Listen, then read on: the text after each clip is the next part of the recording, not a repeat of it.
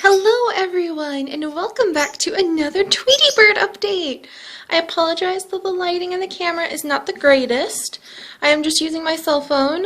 Saving up for a wildlife camera is one of the things I'm trying to do. And then we can get wildlife shots of you guys! Acai and Persimmon! There's Persimmon with her lighter purple chest. She knows what I'm about to do.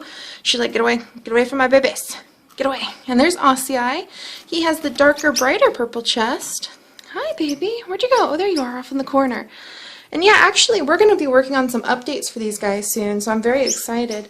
Once I get my October paycheck at the end of the month, I'm going to be buying some full spectrum lights for them that we're going to put against each cage.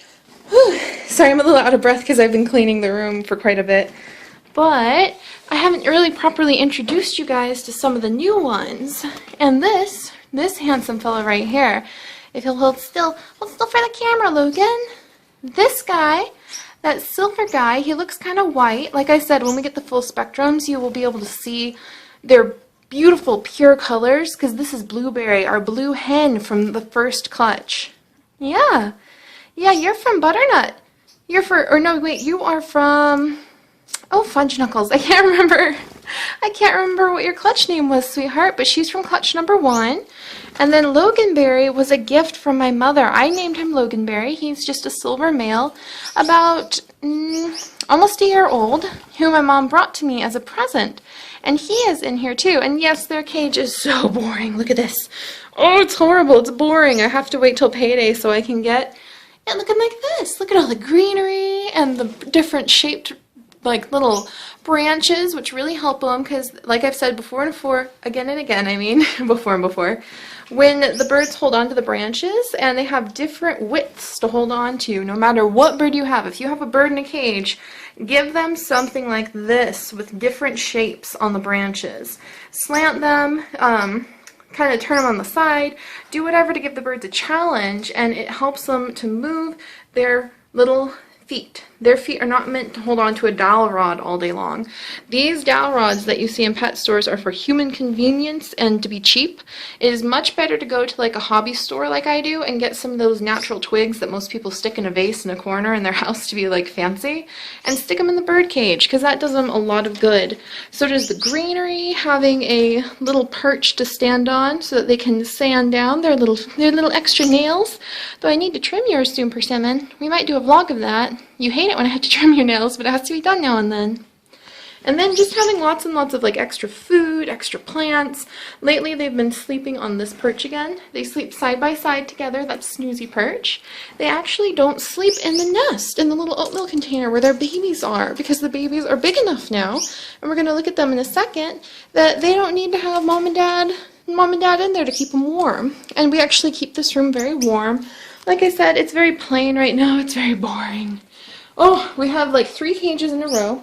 We used to have 1 cage down there because that's the way that the stand is built. I didn't like that. My birds like to be high. So my dad went to Lowe's with me, the hardware store in town, and we just got some scrap wood, plunked it up there with some screws to hold it in place, and voila! Now we've got a place for you guys, who also have such a boring cage. I'm gonna fix that. I can't stand to see you guys in such a plain cage. You deserve lots and lots of plants. But yeah, hi baby. Hi handsome boy. This yellow male right here, he's about 4 years old, so he's quite old for a Gouldian. I don't know if he's raised a successful clutch with a hen before or not, but he is in there with our hen Strawberry. And I think that Strawberry actually lost the top coloring to her little head, so I don't know. Nope, she still has it. It's impossible for you guys to see right now. But this greenback, that's the name for the green-backed, imagine that, finches, Gouldian Finches, that you see. That is one of our little girls. She is from the first clutch. She was your guys' baby, like, in February last year? Yeah, she was your baby from February. And now she's all grown up and hopefully going to mate with this beautiful yellow this year. I don't know if they will or not. And then we've got the whole big cage. The whole big cage. With all the other juvies. And it's way too dark. I'm so sorry you can't see anything. When we get the lights in here, I'm basically going to be turning this place into a greenhouse. I have a new orchid that we're going to put right here, away, facing away, so that the birds can't chew on it or anything like that. We have a lot of other plants we're going to be bringing up here. I might get a rocking chair. I might start doing like vlogs from here, like our snail mail vlogs, because it's going to become a little greenhouse.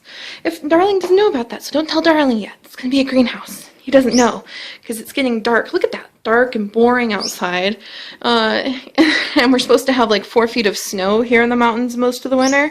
So I figure, hey, we're going to cheer up. We're going to cheer up. Hi, you guys.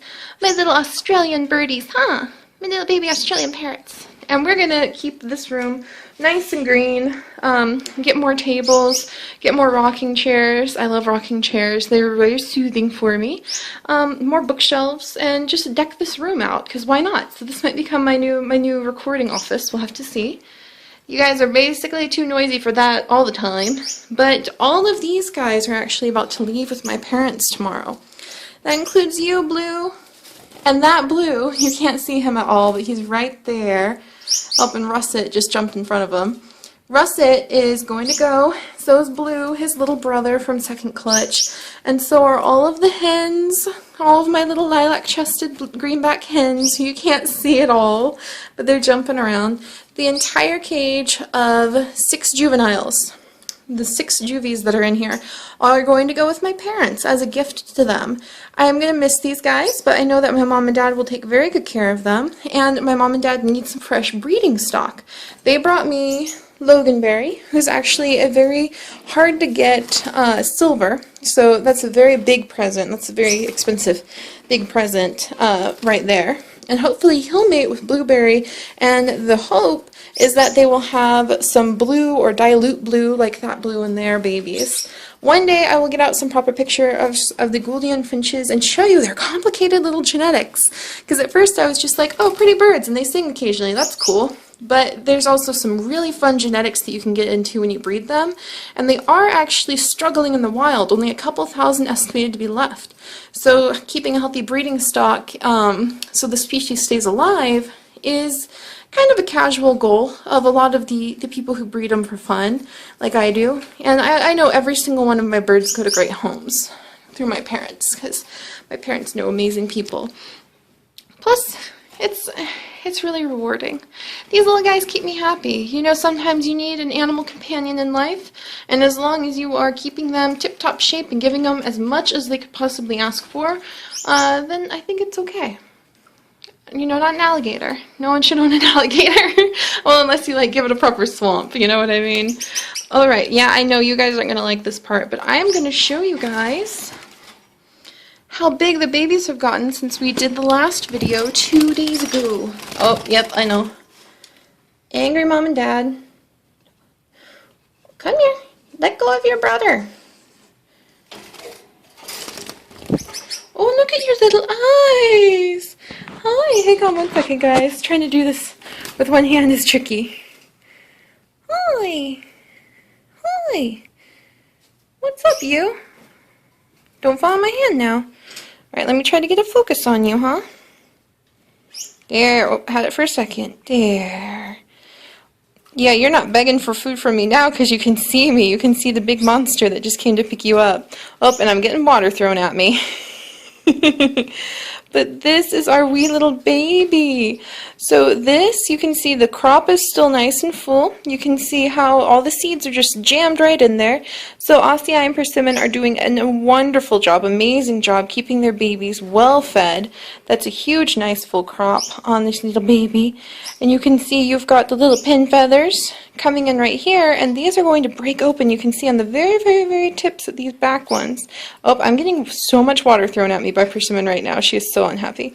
You can see how the very teensy little pin feathers are starting to poke through, and those little tail pin feathers are getting longer on these babies. They all hatch on different days, but they tend to develop at the same, like in the same rate. We'll talk more about that little aspect of Gouldian physiology in the future. Its nodules are still there. Yeah, what's up? Yeah. Yeah, my mother says that because we have a yellow nodule in the middle right there, there's three, one on the top, one on the bottom that we can't really see, and then one right there in the middle, and that's a yellow one. Because this is a yellow nodule, then this is going to be a greenback. So it doesn't look like we might have any blues, but we're going to have to see what happens when they color out. And then we're tired because it's dark outside, so we're going back to sleep even though we're in the weird monster's hand. And then we've got the little spine right here, starting to get some pin feathers poking out of it. Oh my goodness, look how big you're getting. You're turning into a full-grown little alien flesh nugget. I love you. But alright, I'm going to put the baby back. I'm getting some angry glares. So look at that beautiful, handsome bird. Look at that pair of birds. Beautiful, handsome. They all start out looking like this. They really do. Now that should be a motivational story. I don't know why they say the ugly duckling, because personally I think ducklings are cuter than baby Gouldians. So they let the story of the ugly baby Gouldian, who starts out like a little alien and turns into a beautiful, amazing, singing, vibrant bird, be a hopeful one for you. But we'll check in on them in a couple more days and continue to watch and monitor their growth. Acai and Persimmon are clearly doing a great job. You can see the egg tooth is beginning to kind of get smaller and smaller, and then one day you'll look at them and the egg tooth is gone. It's very hard to see right now. It's just that tiny bit of white at the front of the beak. And we will see how you guys do. In another couple of weeks, you're going to be flying around. You are. You're going to be little gray fluff balls flying around. Oh, it'll be so fun. But alright guys, I will see you when we get these guys a little bit older, okay? And we'll do another Tweety Beard update, and we'll figure out if we're keeping these guys in separate cages or putting them in the juvie cage and just letting them pair up however they want when the juvies go. So that'll be very exciting, right? Yeah, okay, I'll return your baby. Bye-bye guys.